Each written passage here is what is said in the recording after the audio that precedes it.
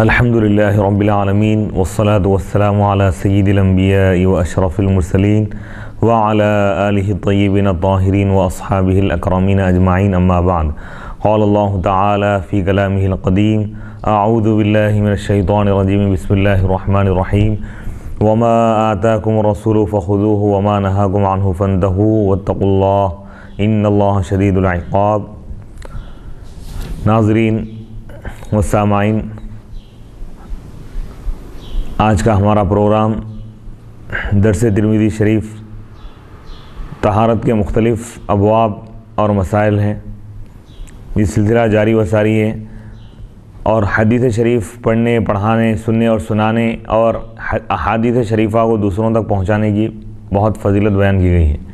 اللہ کے رسول علیہ الصلوۃ والسلام کا ارشاد ہے، اللہ سبحانہ و تعالیٰ اس بندے کو خوشحال رکھے، در و تازہ رکھے جو میری کوئی بات سنتا ہے اور دوسروں تک پہنچاتا ہے۔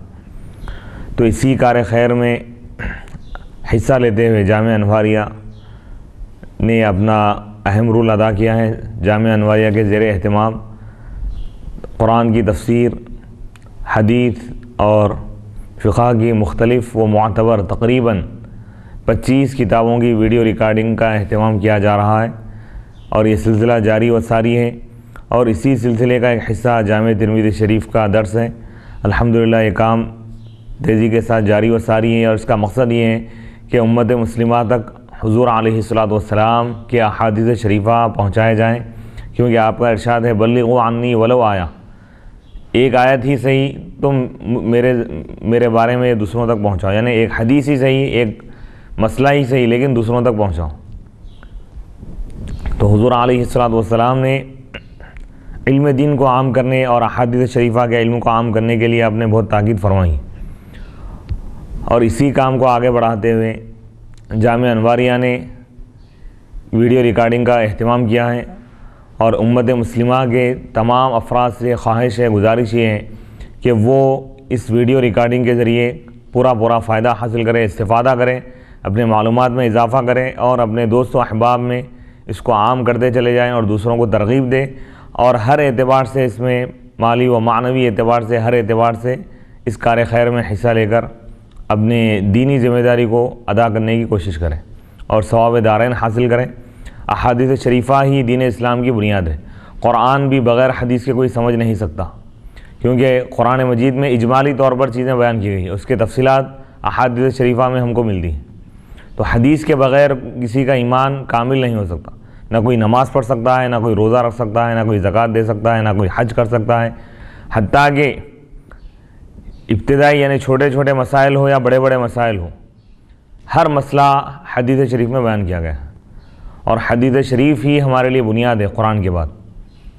حدیث شریف کا سمجھنا، اس کا علم حاصل کرنا، اس کو جاننا ہر مسلمان کے لیے ضروری ہے، اور دوسروں تک پہنچانا ہر مسلمان کی دو ذمہ داریاں ہیں۔ ایک یہ ہے کہ خود احادیث شریفہ کا علم حاصل کریں، پھر دوسری ذمہ داری یہ ہے کہ دوسروں تک ان احادیث کو پہنچائیں، تاکہ دوسرے لوگ ان احادیث کو پڑھ کر، سن کر، معلومات کر کے اس پر عمل کریں گے تو پہنچانے والے کو بھی اس کا ثواب ملے گا۔ تو یہ امت کے ہر فرد کی ذمہ داری ہے۔ تو آج عصری طریقہ اختیار کرتے ہوئے اور جدید ٹیکنالوجی کے ذریعے، الیکٹرانک میڈیا کے ذریعے پوری دنیا میں احادیث شریفہ کے درس کو اور علم کو عام کرنے کی بہت بڑی کوشش کی جا رہی ہے جامعہ انواریہ کے جانب سے۔ اللہ تعالیٰ اس کوشش کو اور اس میں جتنے لوگ کام کرنے والے ہیں، جو بھی جس طریقے سے درس کے ذریعے ہو، درس کا اہتمام کرنے کے ذریعے ہو، مالی اعتبار سے، جس اعتبار سے جو بھی کوشش کی ہے، اللہ تعالیٰ ان کو دنیا اور آخرت میں بہترین جزا عطا فرمائے اور بہترین ان کو صلہ عطا فرمائے، اور اس کو قائم و دائم رکھنے کی توفیق عطا فرمائے، کیونکہ احادیث شریفہ ہی وہ علم ہے، وہ نعمت کبریٰ ہے کہ حضور علیہ الصلوۃ والسلام کی ایک حدیث کو اللہ تعالیٰ نے قیامت تک محفوظ کر دیا ہے، اور الحمدللہ تقریباً 1400 سال گزر گئے ہیں، لیکن آج بھی حضور کے احادیث موجود ہیں اور لوگ اس کو پڑھ رہے ہیں اور دوسروں تک پہنچا رہے ہیں۔ اور قرآن کی ایک آیت بھی ہے کہ ہم نے آپ کو محفوظ کر دیا۔ واللہ یعصمک من الناس، اللہ تعالیٰ آپ کی حفاظت کرے گا لوگوں سے۔ تو ہر نبی کی دو زندگی ہوتی ہیں، ایک ہے جسمانی زندگی اور ایک ہے پیغمبرانہ زندگی۔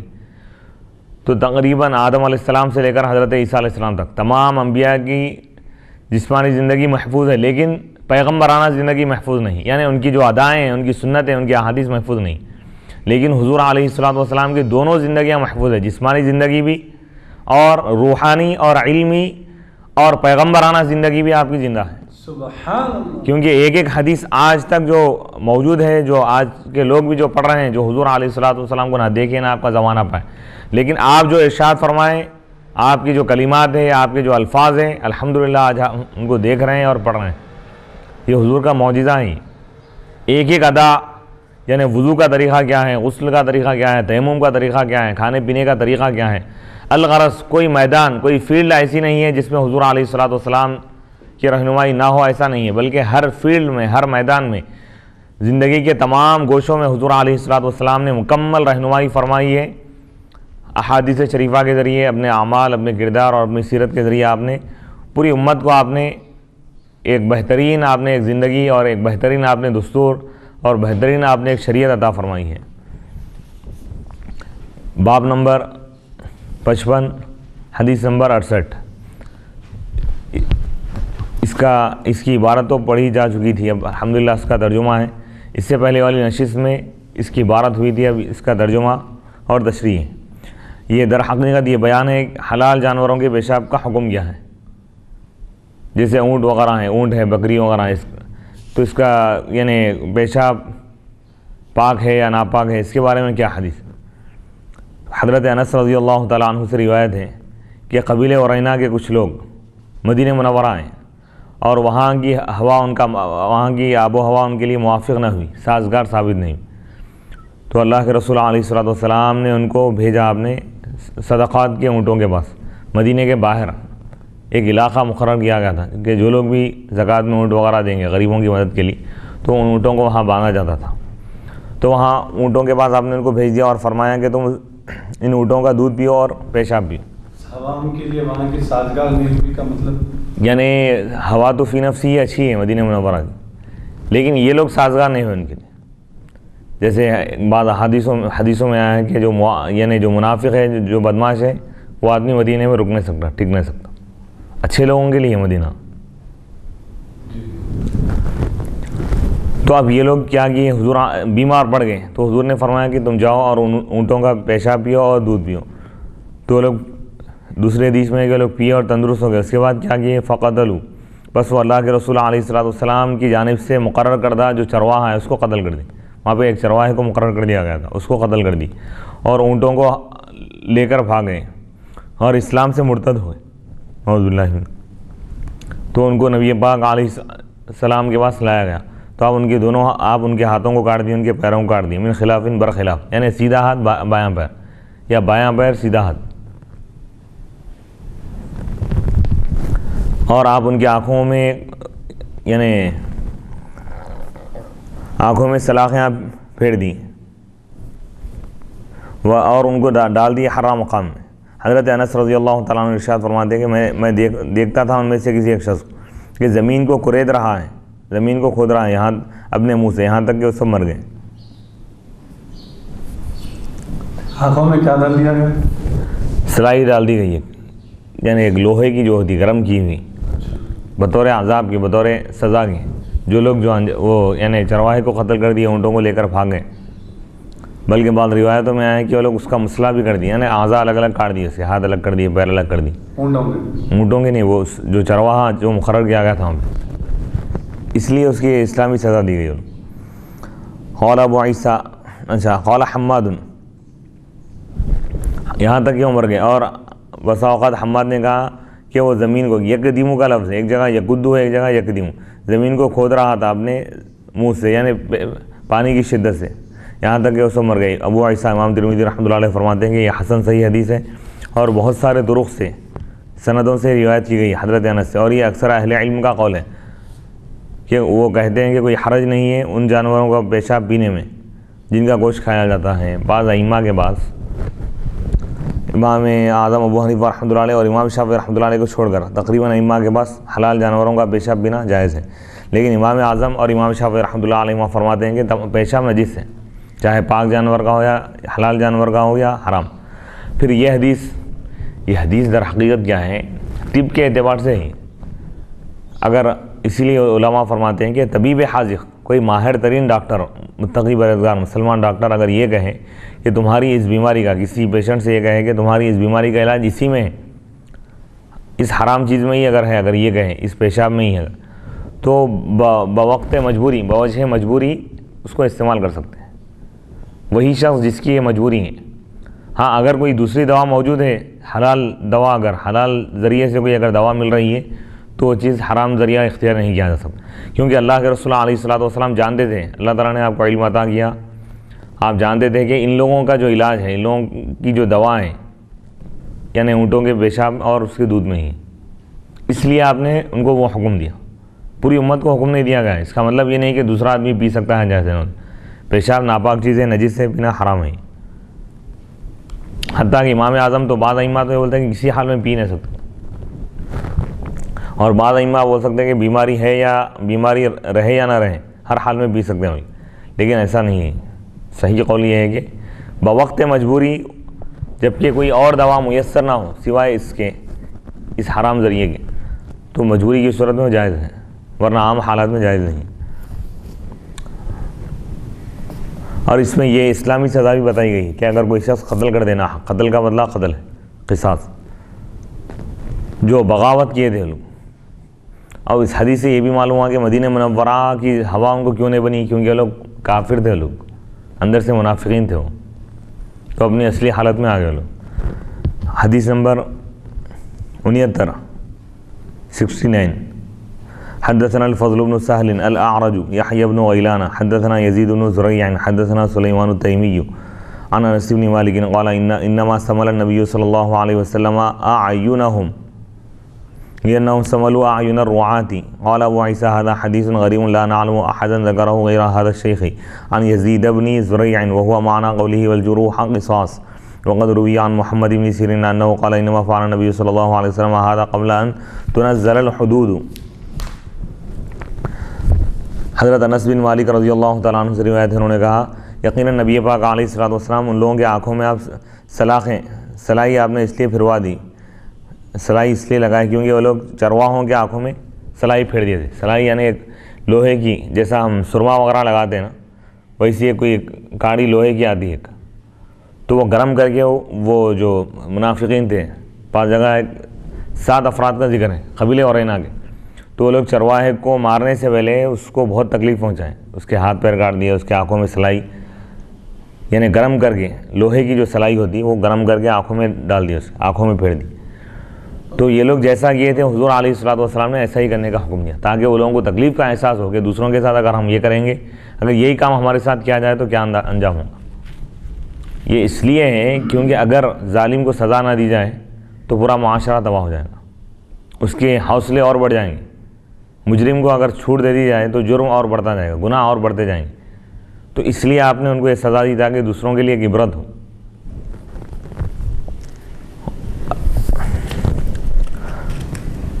اور کیونکہ قرآن کی آیت بھی والجروح قصاص، یعنی زخموں میں بھی قصاص ہے، کوئی کسی کا ہاتھ کاٹ دیا تو اس کے بدلے میں اس کا ہاتھ کاٹا جائے گا، جو جیسا آج کیا ویسا کیا جائے گا۔ دین اسلام کی حکمت۔ اور یہ حدیث روایت کی گئی محمد بن سیرین سے کہ انہوں نے کہا کہ حضور علیہ الصلوۃ والسلام نے اس طرح اس لیے کیا ہے، یہ حدود کے نازل ہونے سے پہلے ہو رہا ہے۔ اب بعض جگہ بعض علماء یہ کہتے ہیں بھئی اگر کوئی کسی بھی طریقے سے قتل کرے اس کو ڈائریکٹ قتل کر دیں، کوئی مثال کے طور پر کسی کے ہاتھ پیر کاٹ کے اگر ایسا اس کو قتل کیا یا سولی پہ لٹکا کے، تو اس کو ویسا قتل نہیں کیا جائے گا، بلکہ تلوار سے ایک ہی وار میں اس کو قتل کر دیا جائے گا۔ بعض ائمہ یہ کہتے ہیں کہ اگر وہ مجرم بہت بڑا اگر مجرم ہے اور اس کو اگر عبرتناک سزا نہ دی جائے تو معاشرہ بگڑنے کا اگر اندیشہ ہے، تو ایسی صورت میں جو باغی جو لوگ ہیں جو حد سے آگے بڑھ جائیں تو ان کو بدترین سزا دی جائیں گی۔ اسی طرح جو ہے ہمارے شہر حیدرآباد کے مشہور مفتی اور جید عالم دین جو آپ کے حقیقی بڑے بھائی بھی ہیں، حضرت علامہ مولانا مفتی حافظ امین الدین صاحب، آپ آج جو بات فرمائے ہیں کل درس میں یہ وہی بات فرمائے تھے کہ اسلام میں جو ہے وہ شخص خواہ اگر کسی بھی طرح لوگوں کو ایذا اور تکلیف دیتے ہوئے قتل کیا ہے، لیکن اس کے بدلے میں اس کو تلوار سے ہی قتل کیا جائے گا، وہ جیسا تکلیف پہنچا کر لوگوں کو قتل کر رہا ہے اس کو ویسا قتل نہیں کیا جائے گا، بلکہ اس کو سیدھا سیدھا تلوار سے اس کی گردن مار دی جائے گی۔ بسم اللہ الرحمن باب ما جاء فی الوضوء من الریح، یہ 56واں بیان ہے، 56 ہوا کے خارج ہونے سے وضو کا بیان ہے۔ حدیث نمبر 70 حدثنا قتيبة وهناد حدثنا وكيع عن شعبة عن سهيل بن أبي صالح عن أبيه عن أبي هريرة أن رسول الله صلى الله عليه وسلم قال لا وضوء إلا من صوت أو ريح قال أبو عيسى هذا حديث حسن صحيح۔ حضرت سیدنا ابو ہریرہ رضی اللہ تعالیٰ عنہ سے روایت ہے کہ اللہ کے رسول علیہ الصلوۃ والسلام نے ارشاد فرمایا وضو نہیں ہے مگر آواز سے یا ریح سے۔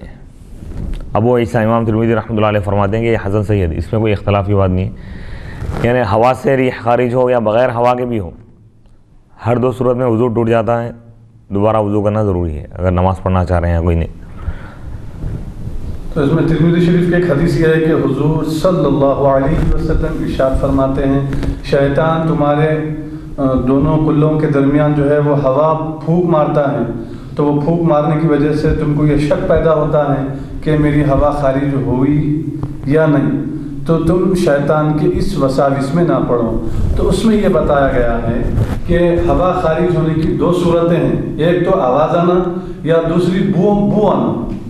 کیا یہ صحیح ہے؟ بو وغیرہ اس کا وہ مطلب نہیں ہے، بتانا یہ چاہ رہے ہیں کہ آدمی کو اگر یہ یقین ہو جائے کہ اس ریح خارج ہوئی ہے، چاہے آواز آئے یا نہ آئے، چاہے بو آئے یا نہ آئے، تو اس پر وضو واجب ہے۔ یقین نہیں ہے، شک ہے، تو شک کی بنیاد پہ وضو نہیں ٹوٹے گا۔ یقین کی بنیاد پہ وضو ٹوٹ جائے گا۔ ہاں، اور اس میں آداب بھی یہ بتائے گئے ہیں کہ پبلک پلیسز یا کوئی محفل میں بیٹھے ہوئے تو ریح خارج نہ کریں، محفل سے اٹھ کر جائیں تاکہ لوگوں کو تکلیف نہ ہو۔ اور دوسرا ادب یہ بتائے ہیں علماء کرام کہ مسجد میں اگر بیٹھے ہوئے ریح اگر محسوس ہو رہی ہے، خروج ریح کا اگر امکان اگر دکھ رہا ہے تو مسجد کے باہر چلیں، آداب کے خلاف ہے۔ اسی طرح کوئی درسی کتاب پڑھ رہے ہیں، حدیث یا تفسیر یا قرآن پڑھ رہے ہیں، اگر ریح خارج ہو رہی ہے تو قرآن بند کر کے پہلے باہر چلیں۔ قرآن پڑھتے ہوئے ریح خارج کریں یہ بھی بہت بڑا گناہ، آداب کے خلاف ہے۔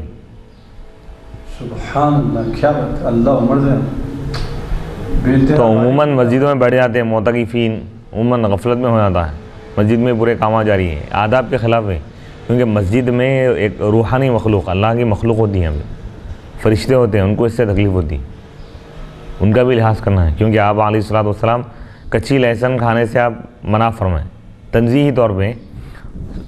صحابہ بولے اگر ہم اس کو پکا کے کھا لیں تو آپ نے فرمایا پکا کے کھا سکتے ہیں، لیکن مسجد میں داخل نہ ہو کچی لہسن کھا کے یا پیاز کھا کے، کیونکہ اس کی بو سے فرشتوں کو تکلیف ہوتی۔ تو آپ کبھی بھی تاحیات کبھی لہسن کا استعمال نہیں، کیونکہ 24 گھنٹے فرشتے آپ کے ساتھ رہتے ہیں، تو فرشتوں کا اتنا خیال فرما رہے ہیں، ساتھ ہی جو روحانی مخلوق ہے۔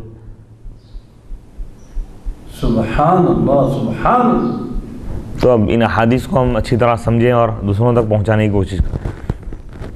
حدیث نمبر 71 حدثنا قتيبة حدثنا عبد العزيز بن محمد عن سهيل بن ابي صالح عن ابيه عن ابي هريره ان رسول الله صلى الله عليه وسلم قال اذا كان احدكم في المسجد فوجد ريحا بين اليتيه فلا يخرج حتى يسمع صوتا او يجد ريحا۔ حضرت سیدنا ابو ہریرہ رضی اللہ تعالیٰ عنہ سے روایت ہے کہ اللہ کے رسول علیہ الصلوۃ والسلام نے ارشاد فرمایا جب تمہیں سے کوئی شخص مسجد میں ہو بس وہ ریح کو پائے اپنے سرین کے درمیان، سرین میں پچھواڑے کو کہتے ہیں، پچھلا جو حصہ ہے، بس وہ نہ نکلے یہاں تک کہ وہ آواز سنے یا ریح پائے، یعنی شک اگر ہو تو نکلنا ضروری ہے، لیکن اس کو یقین اگر محسوس ہو رہا ہے کہ بھائی ریح اب خارج ہوں گی تو فوراً مسجد کے باہر جا کے ریح خارج کر، شک کی بنیاد پر نہ ہو ایسا۔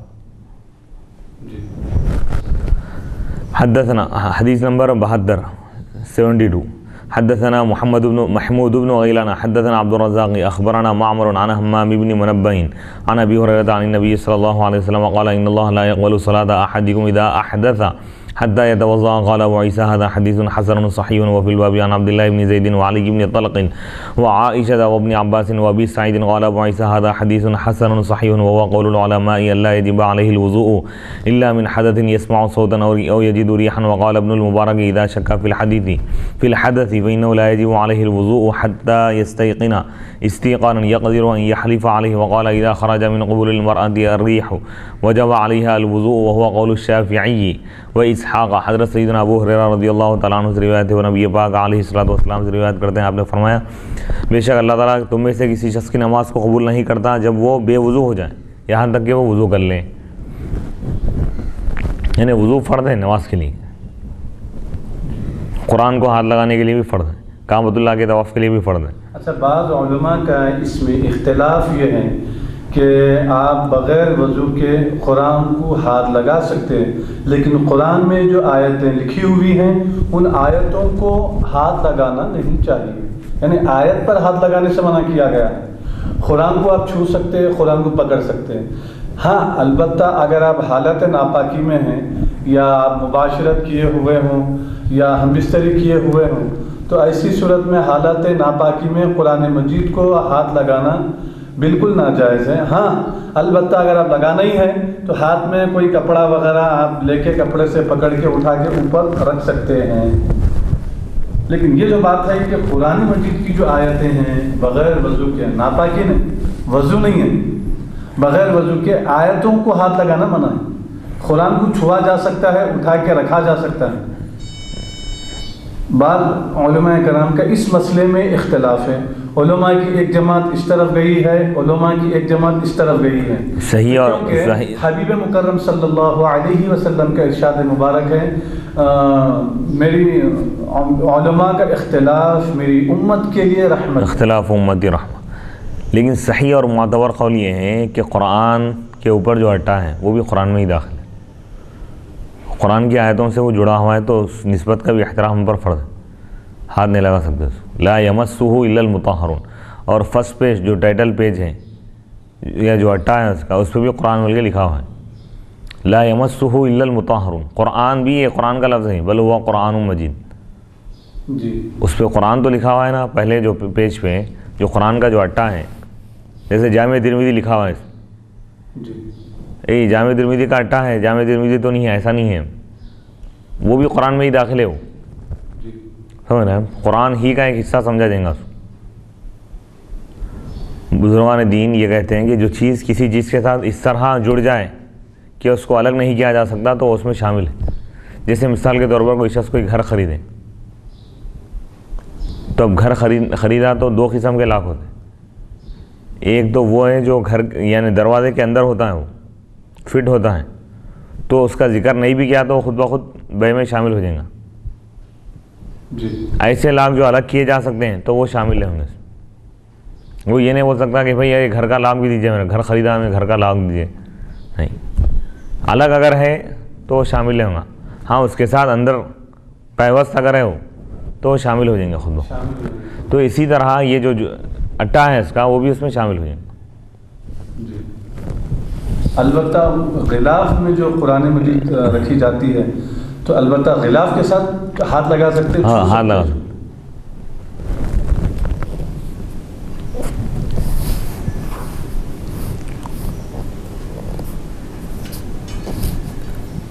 اور یہی علماء کا قول ہے کہ اس پر وضو واجب نہیں ہوتا مگر حدث کی وجہ سے، حدث کے معنی بے وضو ہونے کے آتے ہیں۔ حدث کی دو قسمیں، حدث اصغر، حدث اکبر۔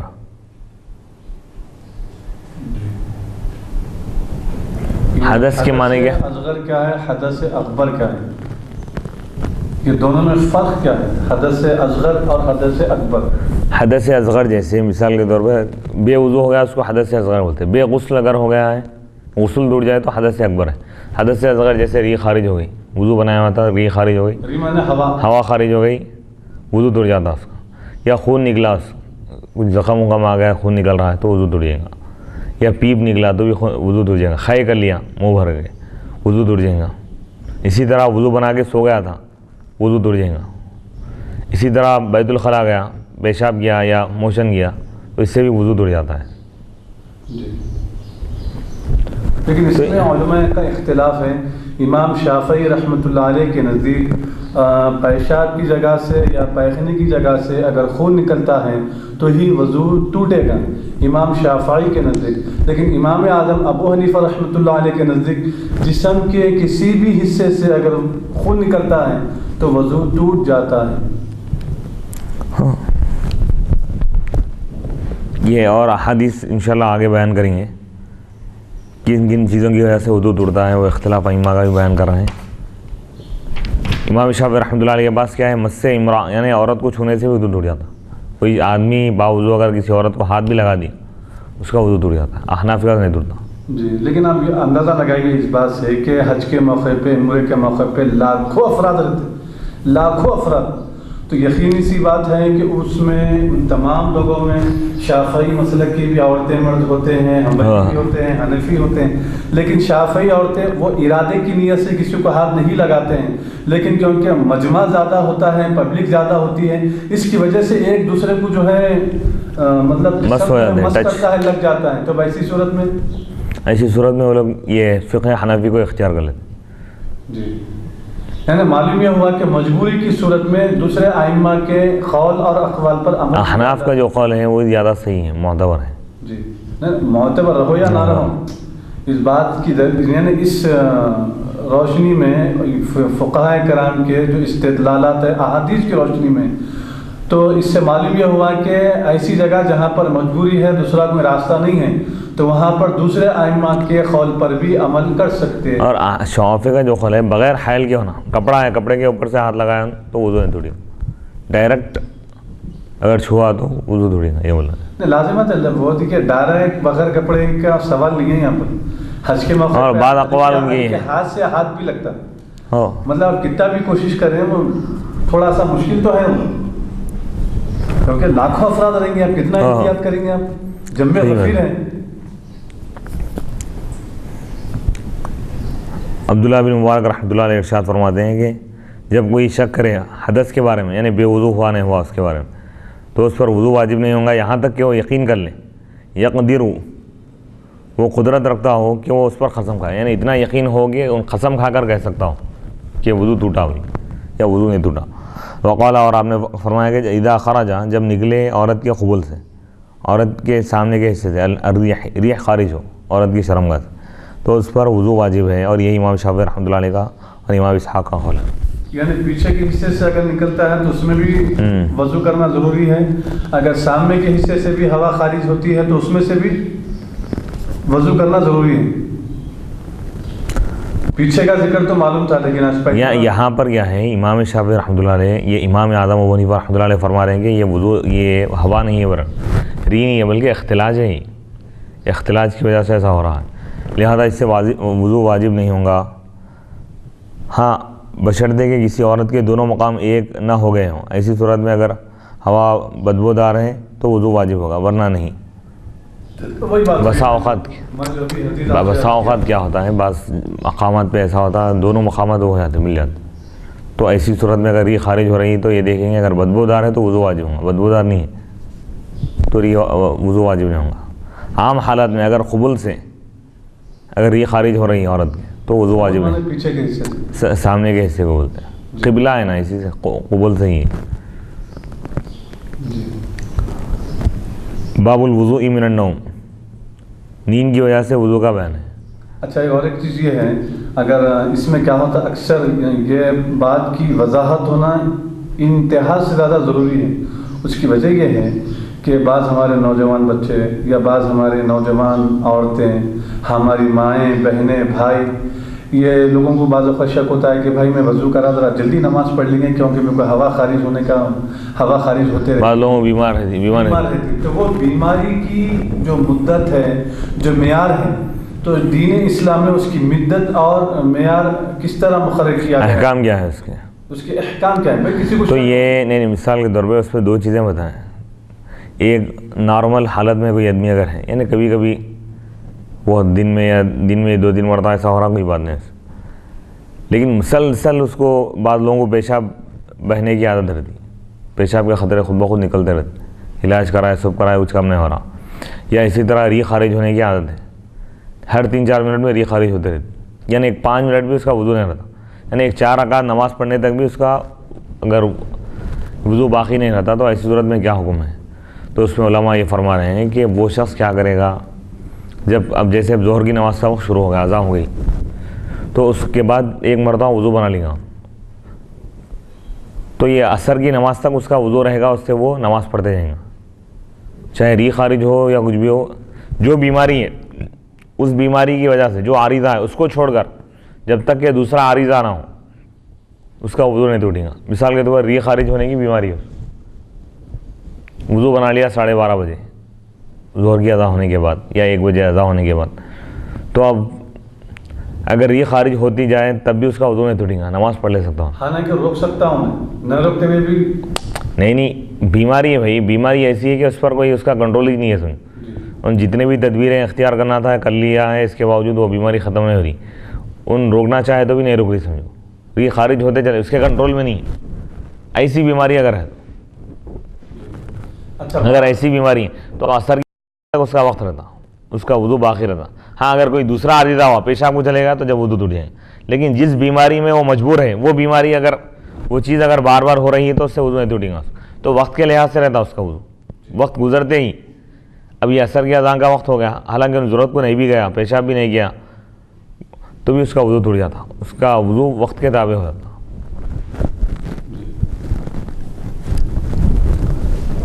باب الوضوء من النوم, نیند کی وجہ سے وضو کا بیان ہے. 57 یعنی 57 باب نمبر, حدیث نمبر 73. حدثنا اسماعیل بن موسیٰ وحناد ومحمد بن عبید المحاربی المعنى واحد. قالوا حدثنا عبد السلام بن حرب عن ابي خالد الدالاني عن قتادة عن ابي العالية عن ابن عباس انه راى النبي صلى الله عليه وسلم نام وهو ساجد حتى غض او نفخ ثم قام يصلي فقلت يا رسول الله انك قد نمت. قال ان الوضوء لا يجب الا على من نام مضطجعا فانه اذا اضطجع استرخت مفاصله. قال ابو عيسى وابو خالد اسمه يزيد بن عبد الرحمن وفي الباب عن عائشة وابن مسعود وابي هريرة. حضرت سیدنا عبداللہ بن عباس رضی اللہ تعالیٰ عنہما سے روایت ہے, آپ فرماتے ہیں ہاں کہ آپ نے حضور پاک علیہ الصلوۃ والسلام کو دیکھا کہ آپ حالت سجدے میں سو گئے, یہاں تک کہ آپ خراٹے لینے لگے یا محض سانس تھی. پھر آپ نے کھڑے ہو کر نماز شروع کر دی. میں نے عرض کیا یا رسول اللہ آپ تو سو گئے تھے, آرام کیے تھے.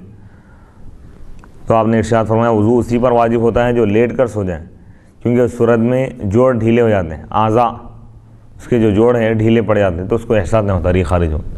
تو اب یہ جو حدیث شریف ہے یہ حضور علیہ الصلوۃ والسلام یعنی حالت سجدے میں آپ سو گئے, تو اس لیے بدعا دین یہ فقہا یہ کہتے ہیں کہ اگر کوئی شخص ٹیک لگا کر سو جائے, اگر وہ ٹیک ہٹا دیا جائے, جیسے دیوار کا ٹیک ہے یا کسی بھی چیز کا ٹیک لگا کے سو جائے, اگر وہ ٹیک ہٹا دیا جائے تو زمین پر گر جائے گا, تو ایسی صورت میں اس کا وضو ٹوٹ جائے گا. اگر کوئی ٹھہرے سو گیا, قیام کی حالت میں سو گیا, یا اپن نماز میں قاعدے کی حالت میں کیسا بیٹھتے اگر اس حیت پہ سو گیا تو وضو نہیں ٹوٹے گا, یا سجدے کی حالت میں سو گیا تو وضو نہیں ٹوٹے گا جی, یا بالکل لیٹ گیا, بالکل زمین پر چت لیٹ گیا تو وضو ٹوٹ جائے گا. تو اب یہاں پر اور سجدے کی حالت میں, قیام کی حالت میں اس کو نیند لگ جائے وضو نہیں ٹوٹے گا. یہ ہو گیا. اور جیسا آپ ابھی آپ جیسا ٹیکا لے کے بیٹھے ہوئے ہیں ہاتھوں سے, نہیں ایسا بھی اگر 4 دانوں آپ بیٹھے ہوئے نا, ایسا بھی اگر سو جائے تو وضو نہیں ٹوٹے گا. میں ایسا ہاتھوں کا ٹیکا لے کے یا ایسا رانوں پر گولیاں رکھ کے اس کا ٹیکا لے کے ایسا سو رہا ہوں, دیوار کا ٹیکا نہیں وضو نہیں ٹوٹے گا اس سے. جی,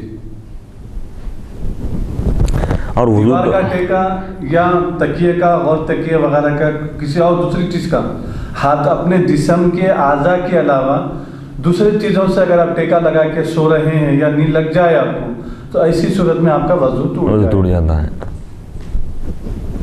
اس میں حکمت یہ بتائی گئی ہے کہ جب آدمی چت لیٹ جاتا ہے یا کسی کے سہارے لیٹ جاتا ہے تو اس کے اعضاء ڈھیلے پڑ جاتے ہیں, اس کو احساس نہیں ہوتا, شور نہیں ہوتا کہ بھائی ری خارج ہوئی ہوں گی اس دوران, اس لیے احتیاطاً وضو کا حکم دیا گیا. ہاں البتہ انبیاء کا وضو نہیں ٹوٹتا اس سے. اگر انبیاء اگر چت بھی لیٹ جائیں, اگر مکمل طور پر اچھی طرح آرام بھی کر لیں وضو بنا کے, تو ان کا وضو نہیں ٹوٹتا. یہ حضور کی خصوصیت ہے, کیونکہ انبیاء کو شعور رہتا ہے باقی. نیند کی حالت میں عام آدمی کا شعور ختم ہو جاتا ہے, احساس نہیں ہوتا. اسی لیے بتایا گیا کہ اگر نیند کی حالت میں حالت نیند میں سوتا ہوا آدمی اگر طلاق دے دے تو طلاق واقع نہیں ہوتی, احساس شعور ختم ہو جاتا نا. یعنی نیند کی حالت میں کوئی اپنی بیوی کو طلاق دے رہا ہے تو وہ طلاق نہیں ہوگی, نہیں ہوگی. اچھا, پھر اس میں پورے انبیاء علیہ السلام مراد ہے یا پھر حبیب مکرم صلی اللہ علیہ وسلم؟ تمام انبیاء مراد ہیں, حضور کی تو خاص خصوصیت ہے. حدیث نمبر 74 حدثنا محمد بن بشار حدثنا يحيى بن سعيد عن شعبة عن قتادة عن انس بن مالك قال كان اصحاب رسول الله صلى الله عليه وسلم ينامون ثم يقومون فيصلون ولا يتوضؤون. قال ابو عيسى هذا حديث حسن صحيح وسمعت صالح بن عبد الله يقول سألت ابن المبارك من نام قاعدا معتمدا فقال لا وضوء عليه. وقال وقد روى حديث ابن عباس سعيد بن ابي عروبة عن قتادة عن ابن عباس قوله ولم يذكر فيه ابا العالية ولم يرفعه. واختلف العلماء في الوضوء من النوم فرأى أكثرهم أنه لا يجب عليه الوضوء إذا نام قاعدا أو قائما حتى ينام مضطجعا. وبه يقول الثوري وابن المبارك وأحمد. وقال بعضهم إذا نام حتى غلب على عقله وجب عليه الوضوء. وبه يقول إسحاق. وقال الشافعي من نام قاعدا فرأى رؤيا أو زالت مقعدته لوسن النوم فعليه الوضوء. حضرت سیدنا انس بن مالک رضی اللہ تعالیٰ عنہ سے روایت انہوں نے کہا اللہ کے رسول علیہ الصلوۃ والسلام کے صحابہ رضی اللہ تعالیٰ عنہ سو جاتے تھے، آرام کرتے، ثم یقومون، پھر وہ کھڑے ہوتے تھے، ثم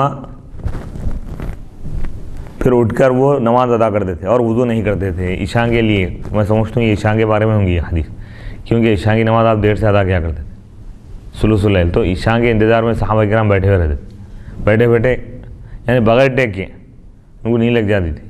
پھر حضور جب تشریف لاتے تو کھڑے ہو جاتے تھے، پھر نماز پڑھتے تھے.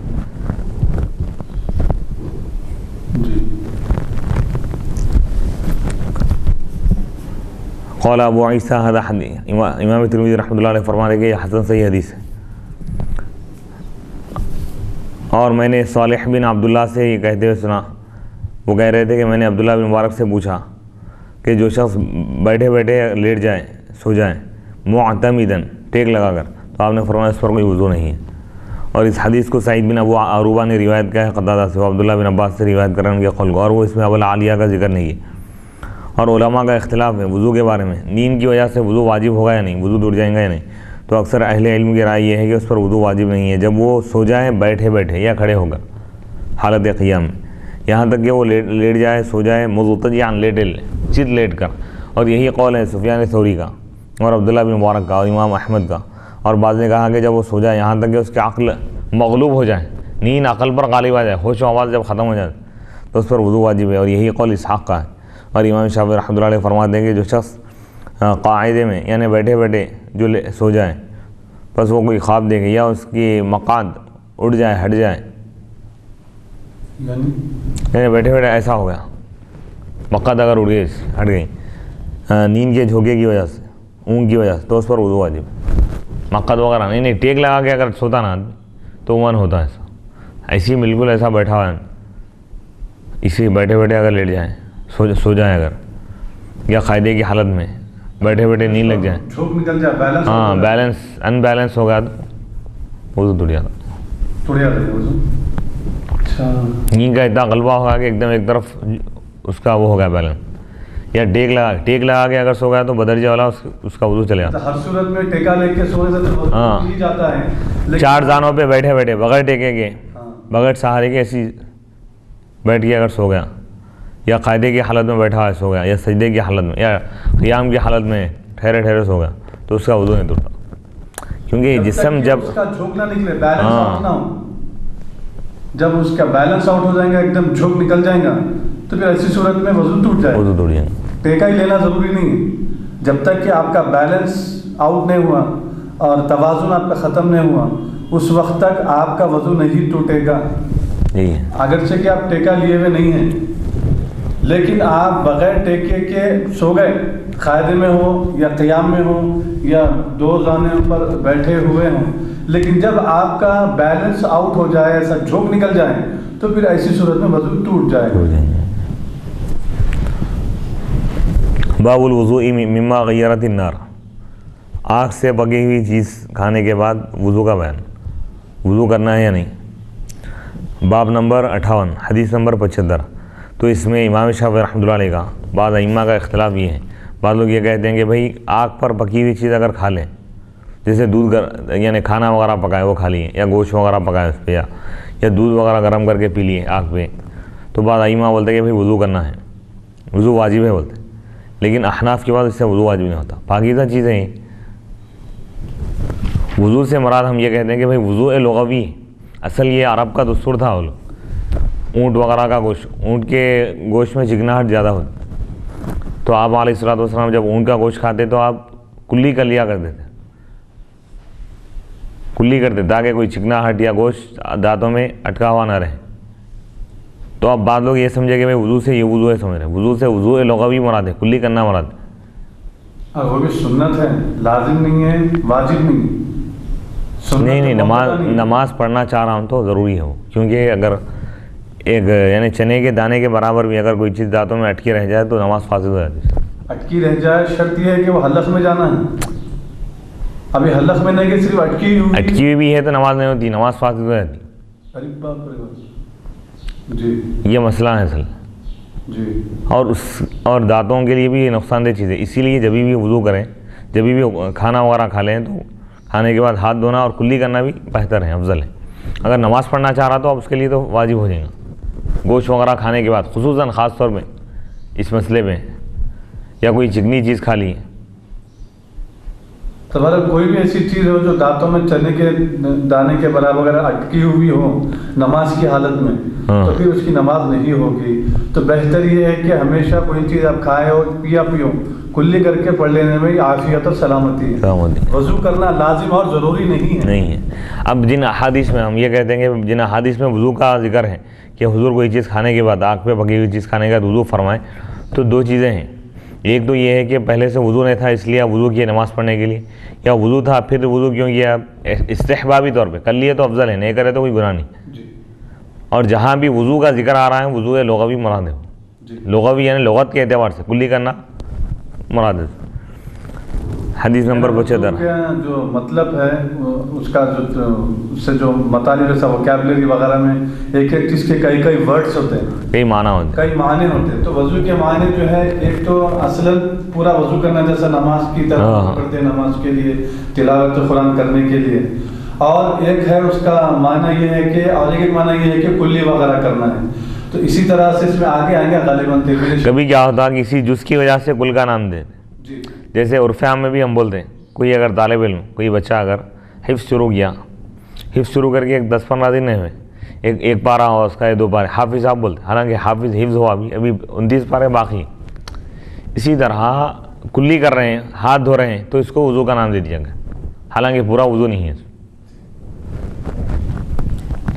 حدثنا ابن ابي عمر حدثنا سفيان بن عيينة عن محمد بن عمرو عن ابي سلمة عن ابي هريرة قال رسول الله صلى الله عليه وسلم الوضوء مما مست النار ولو من ثور عقيد فقال له ابن عباس انا اتوضأ من الدهن انا اتوضأ من الحميم فقال ابو هريرة يا ابن اخي اذا سمعت حديثا عن النبي صلى الله عليه وسلم فلا تضرب له مثلا وفي الباب عن ام حبيبة وام سلمة وزيد بن ثابت وابي طلحة وابي ايوب وابي موسى قال ابو عيسى وقد راى بعض اهل العلم الوضوء مما غيرت النار واكثر اهل العلم من اصحاب النبي صلى الله عليه وسلم والتابعين ومن بعدهم على ترك الوضوء مما غيرت النار۔ حضرت سیدنا ابو ہریرہ رضی اللہ تعالیٰ عنہ سے روایت ہے، آپ ارشاد فرماتے ہیں کہ اللہ کے رسول علیہ الصلوۃ والسلام نے پکی ہوئی چیز سے، آپ نے فرمایا، اللہ کے رسول علیہ الصلوۃ والسلام نے ارشاد فرمایا وضو ہے اس چیز کی وجہ سے جس کو آگ چھوئی ہے،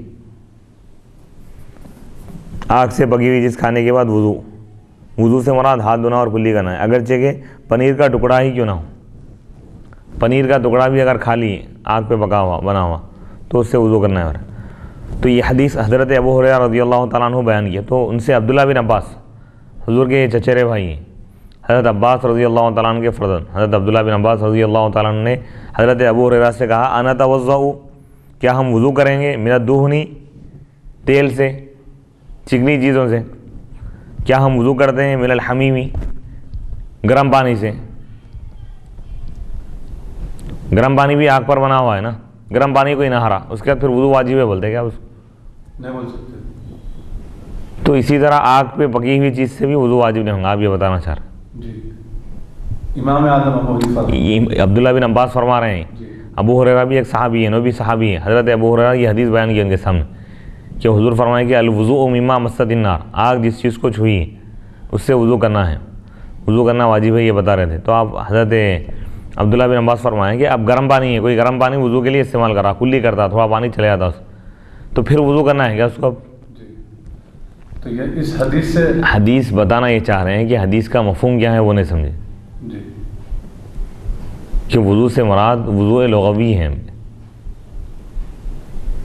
سمجھ رہے ہیں؟ تو ابو ہریرہ رضی اللہ عنہ نے ان سے کہا اے عبداللہ، اے میرے بھائی، یبن اخی، اے میرے بھتیجے، جب تم کوئی حدیث سنو نبی پاک علیہ الصلوۃ والسلام تو اس کے لیے کوئی مثال پیش مت کرو۔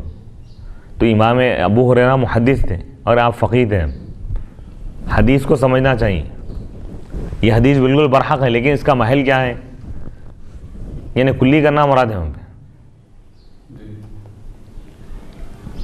اور اس حدیث سے اجتہاد ثابت ہو رہا ہے، تھوڑا سا لکھ دیجیے کہ اس حدیث سے اجتہاد ثابت ہو رہا ہے، کبھی کچھ کسی سے اگر تبصرے ہوئے تو پھر اس میں یہ کام ہے کہ انشاءاللہ دلیل کے لیے۔ تو حضرت عبداللہ بن عباس رضی اللہ تعالیٰ نے یہ فرما رہے ہیں کہ بھائی صرف حدیث کو یاد کر لینا یا اس کو بیان کر دینا کافی نہیں ہے، اس حدیث کو سمجھنے کی بھی کوشش کر۔ اگر خالی احادیث بیان کر دیں عوام الناس کے سامنے تو وہ لوگ ایک کا ایک مطلب سمجھیں گے، جبکہ منشأ رسول کیا ہے، منشأ قرآن کیا ہے، منشأ اسلام کیا ہے وہ سمجھنا ضروری۔ کس منظر میں آپ نے یہ فرمایا تھا، پس منظر کیا تھا، بیک گراؤنڈ کیا تھا اس کا؟ ہو سکتا ہے کوئی ایسی نشست ہوں گی کہ صحابہ کرام اور آپ گوشت وغیرہ تناول فرمائیں تو آپ دیکھیں کہ گوشت وغیرہ کھا لی ہیں لوگ، لہذا وضو کا آپ نے حکم فرمایا ہو احتیاطاً کہ کچھ چکنی چیزیں یا کچھ گوشت کے کچھ ذرات، اگر کیونکہ اس دور میں کیا تھا، گوشت کی بوٹیاں بنانا ویسا نہیں تھا، بڑے بڑے بوٹیاں وغیرہ ویسی تناول کیا کرتے تھے، یعنی ثابت کوئی بکرا ہے یعنی تو ایک اونٹ وغیرہ ہے، اسی طرح اس کو بھون دیا جاتا، اس ماحول کے لحاظ سے آپ نے فرمایا۔ اور اس دور میں یہ چیزیں نہیں تھیں جیسا کہ آج کل جو ٹیکنالوجی ہے، برش وغیرہ ہے، برش کرنے کا خالی مسواک کا طریقہ تھا اس دور۔ تو یہ جو آپ فرمائیں الوضوء مما مست النار، وضو کرنا ہے اس چیز سے، اس چیز کی وجہ سے جس کو آگ چھوئے، تو اس سے مراد یہ ہے کہ کلی کرنا مراد ہے، آگ پر پکی ہوئی کوئی چیز اگر کھا لیں تو اس کے بعد کلی کر، وضو سے مراد یہ ہے۔ تو حضرت ابو ہریرہ رضی اللہ تعالیٰ نے اس کے یہ حدیث بیان کی، تو عبداللہ بن عباس فرمائے کیا ہم گرم پانی سے بھی وضو کریں گے؟ پانی گرم کیا اب آگ پر، چولہے پہ پانی گرم کیا، گیس سلنڈر اور کچھ بھی، وہ کس پر گرم ہوا، آگ پہ گرم ہوا، ٹھیک ہے، اس سے پھر آپ وضو بنا رہے ہیں، تو آگ پر بنی ہوئی چیز کو آپ استعمال کیے تو اب پھر وضو آپ کا دور جائیں گا کیا آپ؟ سبحان جی، اس مسئلے کو سمجھنے کی ضرورت ہے۔ تو عبداللہ بن حضرت ابو ہریرہ فرمائے کہ آپ اس کی مثال مت پیش کیجیے۔ تو اس سے معلوم یہ ہو رہا کہ محدثین کا کام یہ ہے کہ صرف حدیث پیش کر دیتے ہیں، اور فقہا کا کام ہے اس حدیث میں غور و فکر کر کے مسائل نکالتے ہیں۔ تو یہ حدیث لا کے پھر یہ امام ترمذی رحمۃ اللہ علیہ بتانا چاہ رہے ہیں کہ ہر حدیث کے بعد فقہا کی جو سمجھ ہیں، ان کا جو استنباط ہے، ان کی جو رائے ہے، اس کو ہم دیکھنا چاہیے، کیونکہ کوئی بھی حدیث عقل کے خلاف نہیں ہے، ایک بات ذہن میں رکھیے، معقول کے خلاف نہیں ہے۔ حدیث میں جو احکام بتائے ہیں نا، انسان کی عقل میں آنے والی چیز ہے، وہ ایک دم عقل سے ماورا نہیں۔ ابو عیسیٰ امام ترمذی رحمۃ اللہ علیہ فرماتے ہیں کہ بعض اہل علم کی رائے ہیں وضو کرنے کے بارے میں، اما اس چیز سے جس کو آگ بدل دے، اور اکثر علماء نبی اکرم علیہ الصلوۃ والسلام کے صحابہ اور تابعین اور جو ان کے بعد ہے، وہ اس بات پر قائم ہے کہ وضو نہیں کیا جائے گا، وضو ترک کر دیا جائے گا اس چیز سے جس کو آگ تبدیل کر دے، یعنی آگ پر پکی ہوئی چیز استعمال کرنے سے یا کھانے پینے سے وضو واجب نہیں ہے، وہ لوگ یہ بولتے ہیں کرنا ضروری ہے۔ تو امام ترمذی رحمۃ اللہ علیہ بھی تقلید کے قائل ہیں، آپ جو صحابہ اور تابعین اور ان کے بعد جو یعنی ائمہ اربعہ آ گئے، ان کے قول کو بیان کر رہے ہیں، آپ دلیل پیش نہیں کر رہے ہیں، حالانکہ حدیث آ گئی تھی نا وہاں پہ۔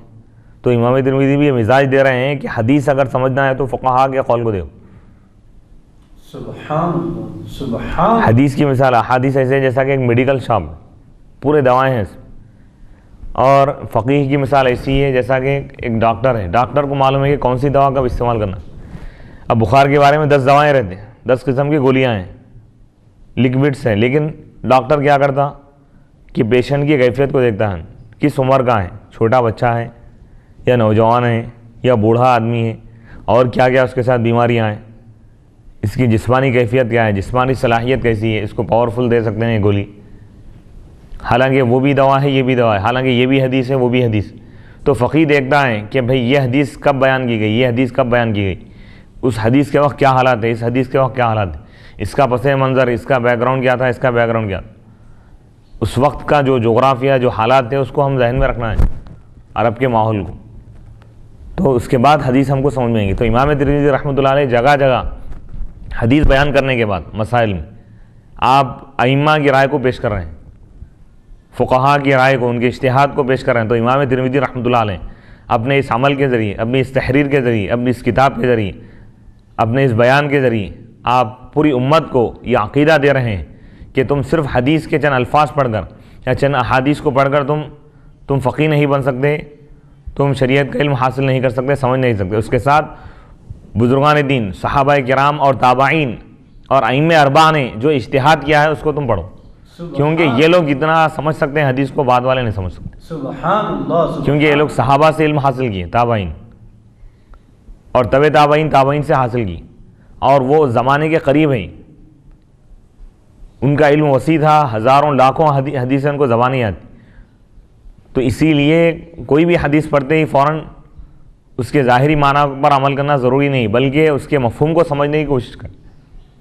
احادیث کا تناظر کیا ہے وہ سمجھنا ضروری ہے. سبحان اللہ. اور ایک حدیث بھی ہے، حبیب مکرم صلی اللہ علیہ وسلم ارشاد فرماتے ہیں میرا زمانہ سب سے بہتر ہے، اس کے بعد میرے صحابہ کا، اس کے بعد ان کے بعد کا. خیر القرون قرنی ثم الذین یلونہم ثم الذین یلونہم. جی تین ہیں، حضور، صحابہ، تابعین. یا تبع تابعین کا بھی ذکر ہے اس میں، اس حدیث میں. بعض لوگ بولتے ہیں کہ تبع تابعین بھی آتے بولتے ہیں، کیونکہ حضور اور صحابہ کا زمانہ تو ایک ہی ہے نا. تو حاضرین، امام شافعی، امام احمد، امام اعظم ابو حنیفہ رحمۃ اللہ علیہ تابعین میں 21 صحابہ سے ملاقات کیا. 21 صحابہ، ماشاء اللہ. آپ کے یعنی ایک ہی راوی سے، ایک ہی سلسلے سے، ایک ہی واسطے سے روایتیں آپ کی تقریباً پورے، بیچ میں صرف صحابی کا واسطہ ہے.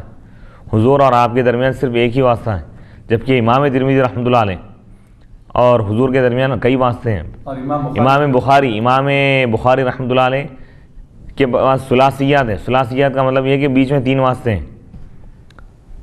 23 ثلاثیات ہیں، یعنی پورے بخاری میں 23 حدیثیں ایسی ہیں جس میں 3 واسطے ہیں، تابعی، تابعی، صحابی، حضور تک 3 واسطے ہیں. جبکہ امام اعظم ابو حنیفہ رحمۃ اللہ علیہ اور حضور کے بیچ میں صرف ایک ہی واسطہ ہے، بیچ میں صرف صحابی ہیں. سبحان اللہ، سبحان اللہ. امام بخاری کے بارے میں لوگ اتنا چرچا کرتے ہیں، تو امام اعظم کا عالم کیا؟ بے شک. اب یہ غور کرنا ہے، بھئی میڈیکل میں کئی دوائیں ہیں، اس کے فائدے سے انکار نہیں کیا جا سکتا، لیکن ہر دوا کو آپ استعمال نہیں کر سکتے. بخار کے 10 قسم کے گولیاں ہیں، 10 قسم کے ایک ساتھ کھائیں گے آپ. حدیثیں 10 قسم کے ہیں کہ پورے حدیث پر ایک وقت عمل نہیں کریں گے، بلکہ اس کے مفہوم کو سمجھیں گے آپ وقت اور حالات کے لحاظ سے. کسی کے لیے یہ حدیث مناسب ہے، کسی کے لیے وہ حدیث مناسب ہے، زمانے اور وقت اور شخص کے حالات کے لحاظ سے. جیسے ایک واقعہ میں آپ کے سامنے عرض کروں گا، احادیث شریفہ میں اس کا ذکر ہے کہ حضور علیہ الصلوۃ والسلام خطبہ دے رہے تھے جمعہ کا، صحابہ تشریف فرمائے، ایک صاحب مسجد میں داخل ہوئے، خطبہ چل رہا ہے، بیٹھ گئے ہو، تو حضور فرمائے تم ٹھہر جاؤ اور نماز پڑھو. اب غیر مقلدین، آج کل کے اہل حدیث یہ بولتے ہیں بھائی جمعہ کا خطبہ بھی چل رہا تو سنت پڑھ سکتے، جبکہ فقہاء کا قول یہ ہے کہ جمعہ کا خطبہ شروع ہو جائے نہ سنت پڑھ سکتے، کچھ نہیں، خطبہ سننا فرض ہے، واجب ہے. پھر یہ حدیث ہے نا، یہ حدیث پیش کر دیتے. حدیث کا پس منظر کیا ہے وہ دیکھو. حدیث کا پس منظر یہ ہے کہ جو صحابی، جو صاحب جو داخل ہو غریب تھے، خستہ حالت میں تھے، تو حضور خطبے کے دوران ان سے فرمائے کہ تم کھڑے ہو جاؤ، بیچ میں لوگوں کے بیچوں بیچ کھڑے ہو کر وہ نماز پڑھیں. تو لوگوں کی ان پر نظر پڑی، تو دیکھ کے لوگ ان کا تعاون کریں. حضور کا منشا یہ تھا کہ لوگ ان کو دیکھیں، ان کی غربت، ان کی پریشانی کو دیکھ کے لوگ ان کا تعاون کریں، ان کی مدد کریں. یہ مقصد تھا. یہ علت کو فقہا سمجھتے ہیں، سمجھ رہے ہیں. حدیث کا جو مزاج ہے، حدیث شناسی، حدیث دانی اور ہے، حدیث شناسی اور. حدیث دانی کا مطلب حدیث کا علم جاننا اور اس کو پہچاننا اور ہے. مزاج کیا ہے؟ مزاج شریعت، مزاج مصطفیٰ سے اور حدیث شریف کے مزاج سے واقف ہونا ضروری. یہ فقہا سمجھتے ہیں علت. جی بے شک. بعض چیزیں خصوصیات بھی ہوتی ہے، اس کو بھی سمجھنا ضروری ہے. ایک حدیث پہلے کی ہوتی ہے، ایک بعد کی ہوتی ہے، تو بعد والی حدیث کون سی ہے، پہلے والی کون سی حدیث ہے، وہ بھی دیکھنا پڑے گا. تو یہ فقہا یہ کام کرتے ہیں. بسم اللہ الرحمن باب فی ترک الوضوء مما غیرت النار. باب نمبر 59، حدیث نمبر 76 آگ سے پکی ہوئی چیز کے کھانے کے بعد وضو نہ کرنے کا بیان، وضو کو چھوڑنے کا بیان. اس کے بعد یہ باب لے کے آئے امام ترمذی رحمۃ اللہ علیہ. تو بعد میں کیوں لے کے آئے امام ترمذی رحمۃ اللہ علیہ؟ ان کا مزاج بھی معلوم ہو رہا ہے کہ ہو سکتا ہے اگر وضو آگ پر پکی ہوئی چیز سے وضو کرنے کا جو حکم تھا اگر دیا بھی گیا، اگر یہ کہا جائے، مان لیا جائے، تو وہ ابتدا میں دیا گیا تھا، ابتدا اسلام میں. بعد میں اس کی اجازت دے دی گئی، بھائی وضو کرنے کی ضرورت نہیں ہے. یعنی شروع اسلام میں تھا حکم، اب اس کے بعد اس کو منسوخ کر دیا گیا. امام ترمذی لوگ جو ہے بول کے مانتے ہیں تو پھر دوبارہ جو حدیث لا رہے ہیں اس سے یہ معلوم ہو رہا ہے کہ پھر وہ حکم منسوخ ہو گیا ہے. اگر فرض مان لیے ہم تھوڑی دیر کے لیے کہ وضو آگ پر پکی ہوئی جس کو کھانے سے وضو کرنا ضروری ہے بول، تو وہ حکم منسوخ ہوگا اس حدیث سے. حدثنا ابن ابی عمر حدثنا سفیان بن عیینہ حدثنا عبد الله بن محمد بن عقیل سمع جابرا قال سفیان وحدثنا محمد بن المنکدر عن جابر قال خرج رسول الله صلی اللہ علیہ وسلم وانا معه فدخل على امرأة من الانصار فذبحت له شاة فأكل وأتته بقناع من رطب فأكل منه ثم توضأ للظهر وصلى ثم انصرف فأتته بعلالة من علالة الشاة فأكل ثم صلى العصر ولم يتوضأ. وفي الباب عن أبي بكر الصديق ولا يصح حديث أبي بكر في هذا من قبل إسناده إنما رواه حسام بن مسكين عن ابن سيرين عن ابن عباس عن أبي بكر الصديق عن النبي صلى الله عليه وسلم وصحيح وإنما هو عن ابن عباس عن النبي صلى الله عليه وسلم وهكذا رواه الحفاظ وروي من غير وجه عن ابن سيرين عن ابن عباس عن النبي صلى الله عليه وسلم ورواه عطاء بن يسار وعكرمة ومحمد بن عمرو بن عطاء وعلي بن عبد الله بن عباس وغير واحد عن ابن عباس عن النبي صلى الله عليه وسلم ولم يذكروا فيه عن أبي بكر الصديق وهذا صح. وفي الباب عن أبي هريرة وابن مسعود وأبي رافع وأم الحكم وعمرو بن أمية وأم عامر وسويد بن النعمان وأم سلمة قال أبو عيسى والعمل على هذا عند أكثر أهل العلم من أصحاب النبي صلى الله عليه وسلم والتابعين ومن بعدهم مثل سفيان وابن المبارك والشافعي وأحمد وإسحاق رأوا ترك الوضوء مما مست النار وهذا آخر الأمرين من رسول الله صلى الله عليه وسلم. وكان هذا الحديث ناسخا للحديث الأولي حديث الوضوء مما مست النار. حضرت سیدنا جابر رضی اللہ تعالیٰ عنہ سے روایت ہے، انہوں نے کہا اللہ کے رسول علیہ الصلوۃ والسلام کہیں باہر تشریف لے گئے، میں آپ کے ہمراہ تھا. آپ ایک انصاری عورت کے گھر داخل ہوئے، اس عورت نے آپ کے لیے بکری ذبح کیا، آپ نے تناول فرمائی، پھر وہ کھجوروں کا ایک تھال لے آئی، آپ نے وہ بھی تناول فرمائے، پھر ظہر کے لیے وضو فرمایا اور نماز ادا کی. نماز کے بعد بکری کا بچا ہوا گوشت دوبارہ تناول فرمایا اور وضو کیے بغیر عصر کی نماز ادا کی. یعنی نہیں، بکری کا بچا ہوا جو گوشت تھا آپ تناول فرمائیں، کھائیں، پکا ہوا گوشت ہے وہ. ہاں، پھر وضو نہیں فرمایا، پہلے جو وضو تھا اسی وضو سے نماز پڑھ لی.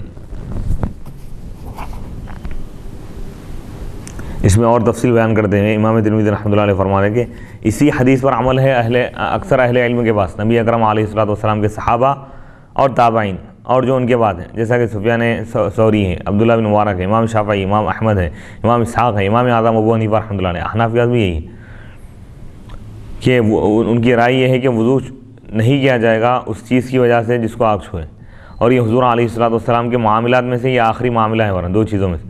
اور یہ حدیث پہلی حدیث کو منسوخ کرنے والی ہے. کیا ہے حدیث پہلی؟ الوضوء مما مست النار.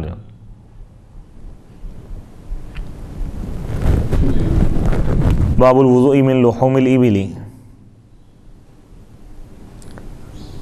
اونٹ کا گوشت کھانے کے بعد وضو کرنے کا بیان. باب نمبر 60 حدیث نمبر 77. حدثنا حناد حدثنا ابو معاویہ عن الاعمش بن عبد الله عن عبد الرحمن بن ابي ليلى عن البراء بن عازب قال سئل رسول الله صلى الله عليه وسلم عن الوضوء من لحوم الابل فقال توضؤوا منها، وسئل عن الوضوء من لحوم الغنم فقال لا تتوضؤوا منها. وفي الباب عن جابر بن سمرة وأسيد بن حضير قال أبو عيسى وقد روى الحجاج بن أرطاد هذا الحديث عن عبد الله عن عبد الرحمن بن أبي ليلى عن أسيد بن حضير، والصحيح حديث عبد الرحمن بن أبي ليلى عن البراء بن عازب وهو قول أحمد وإسحاق.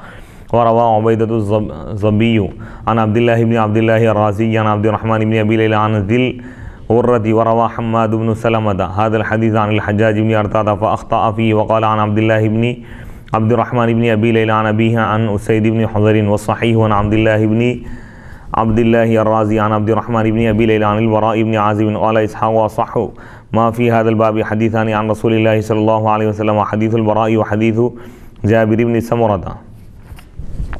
حضرت سیدنا براء بن عازب رضی اللہ تعالیٰ عنہ سے روایت ہے، انہوں نے کہا اللہ کے رسول علیہ السلام سے پوچھا گیا وضو کرنے کے بارے میں اونٹوں کے گوشت سے، تو آپ نے فرمایا وضو کرو تم اس سے، اور وضو کرنے کے بارے میں پوچھا گیا بکری کے گوشت سے، تو آپ نے فرمایا تم اس سے وضو مت کرو.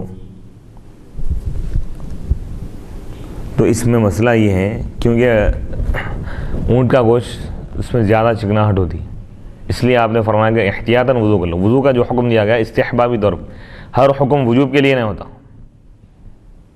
لازم ہے واجب ہے بول کے نہیں ہے. حکم جو آتا ہے 16 معنی کے لیے آتا.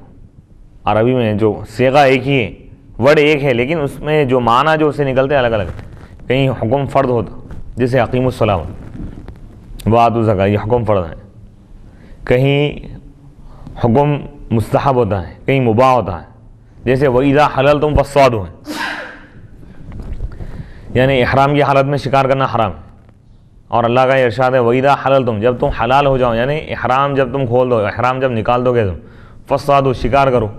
کوئی احرام کھول کے اگر کوئی حاجی شکار نہیں گنہگار ہو جائے گا. وجوب واجب کو چھوڑنے سے گنہگار ہو جاتا نا. اگر آپ ظاہری معنی کو اگر لیں گے آپ تو شکار واجب ہو جائے گا. ارے اللہ حکم دیا شکار کرو بول، احرام کھولتے ہی سب جنگل کی طرف جانا ضروری ہو جائے گا. پھر ویسا نہیں ہے، یعنی تمہارے لیے حلال ہو گیا. سبحان اللہ سبحان. تو یہ حکم جو دیا جا رہا ہے استحبابی طور پہ، وجوبی طور پہ نہیں. یا وضو سے مراد وضو لغوی بھی نہیں ہے، کلی کرنا. وصلی اللہ تعالیٰ علیہ وسلم. اجتہاد کا ایک پہلو نکل رہا ہے اس میں، اس حدیث سے بھی وہی بتا رہے ہیں نا محدثین کے پاس یہی ہے، کیونکہ فی نفسی ہی یہ چیز کیا ہے، یہ کوئی گندگی کی کوئی چیز نہیں ہے نا. ان کا گوشت وغیرہ جو کھا رہے ہیں چکناہٹ کی وجہ سے کلی کرنے کا حکم دیا گیا، تاکہ کوئی چیز اگر اندر اٹکی ہوئی رہے تو نکل جائے. وصلی اللہ تعالیٰ علی خیر خلقہ سیدنا محمد وعلی آلہ وصحبہ وبارک وسلم اجمعین والحمد للہ رب العالمین.